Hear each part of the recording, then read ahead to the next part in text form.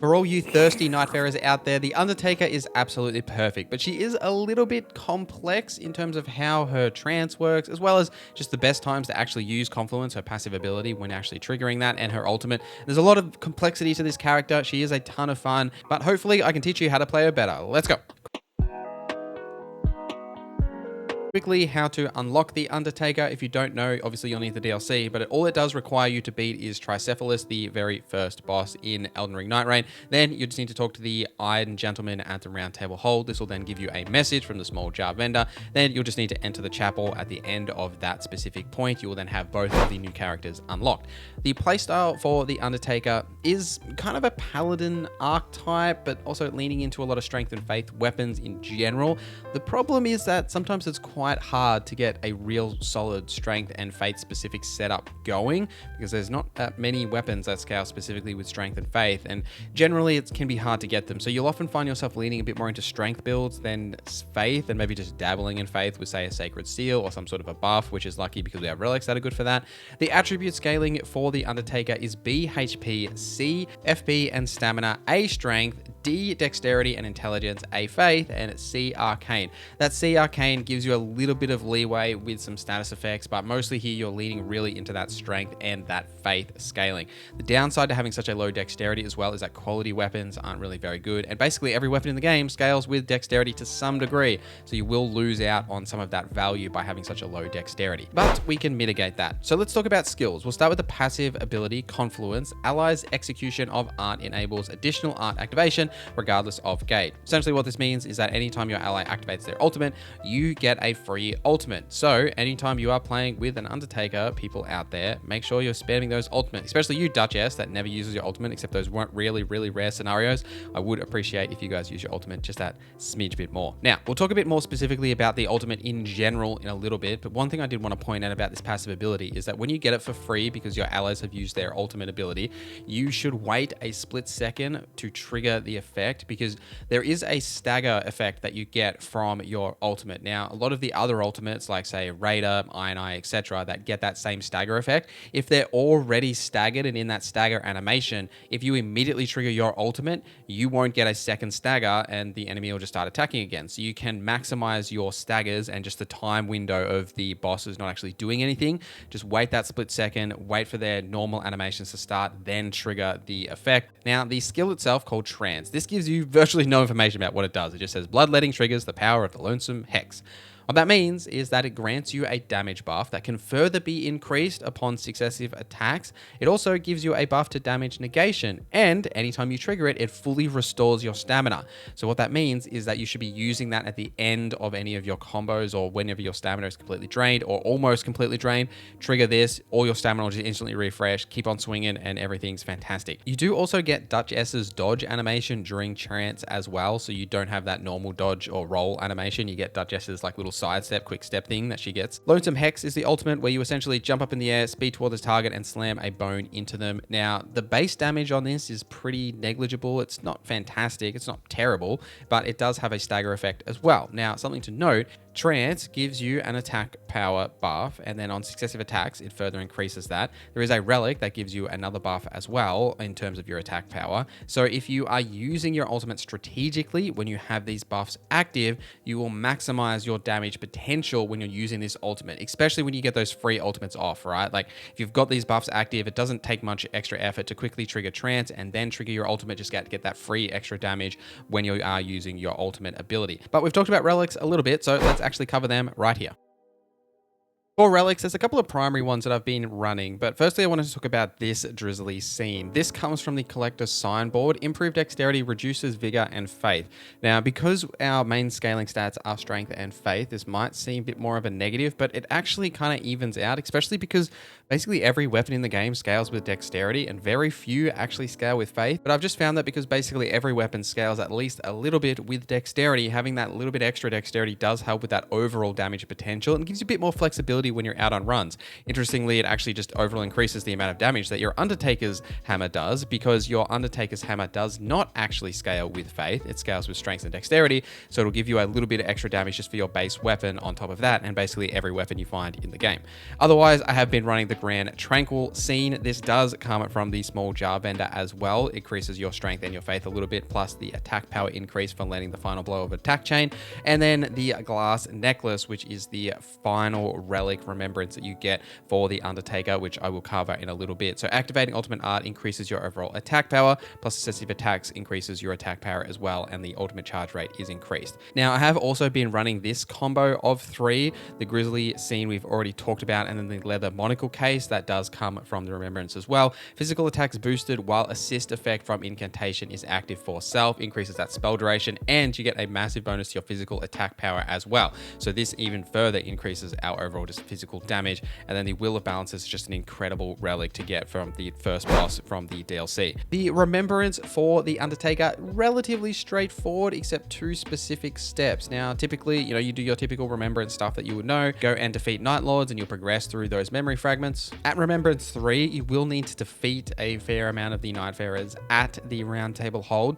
This can be a little bit tricky. Do remember that the Prayerful Strike, the skill on your hammer, does actually heal you, so don't forget that, so you can just top yourself up without having to use your flask. And just make sure you're kiting them, and it's not too bad as they're pretty low health, and didn't have too much trouble just balancing which ones I was attacking and sort of kiting one specific one and then flowing back. At the end of this, however, you'll get the leather monocle case, and then the next major step is step number 5. Now, what this will require you to do after completing a couple of conversations at the Round Table Hold is go into specifically one of the new bosses and find the Scholar. This can be a little bit tricky. He is up in the northwestish area of the map, which is covered by the Crystal Curse. Now, I did do this solo, as I do with all of my remembrances, so I didn't have too much of a trouble, and I just dealt with the curses. You don't have to kill anything, but if you did want to do this in multiplayer just to be safe, you absolutely can. But essentially here, you just need to travel up to that castle, and then as you would remember if you have done the Scholar's Remembrance, once you get inside, the building is eerily similar. It's the exact same building.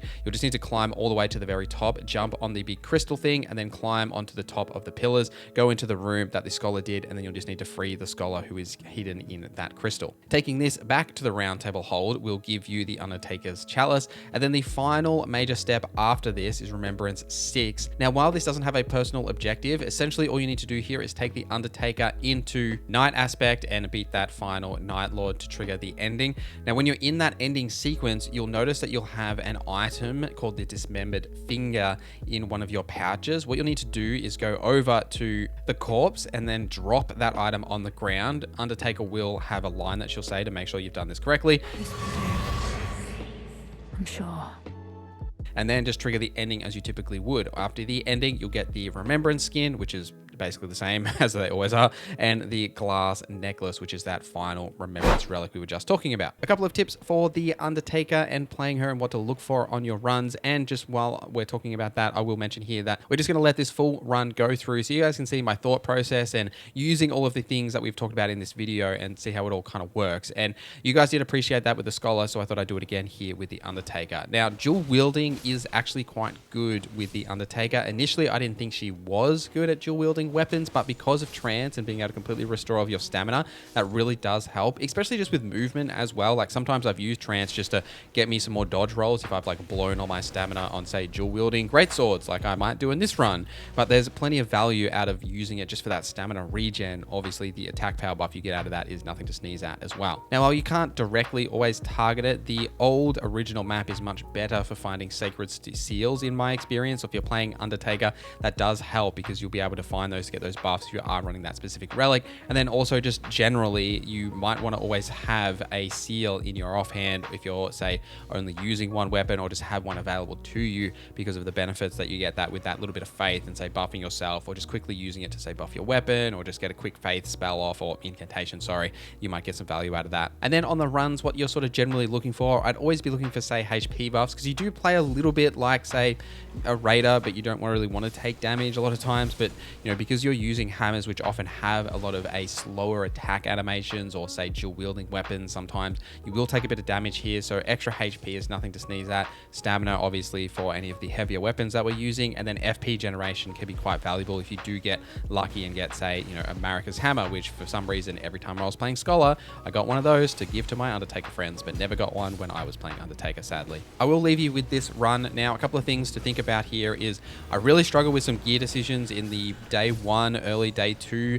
area, where I've just got no idea what sort of weapons and things I want to run. I'm just not getting anything that I am enjoying or actually want to use. Part of that is my fault, as I do make some quick, snappy decisions that are the wrong decisions, as I quickly click on an option, then like, I should have picked the other one. But I did enjoy this run, and you can see a lot of the things we're talking about here about ultimate usage, as well as, say, using that incantation buff and then using trance at the right times. You'll see a lot of that things we've talked about in this video go through in this run specifically.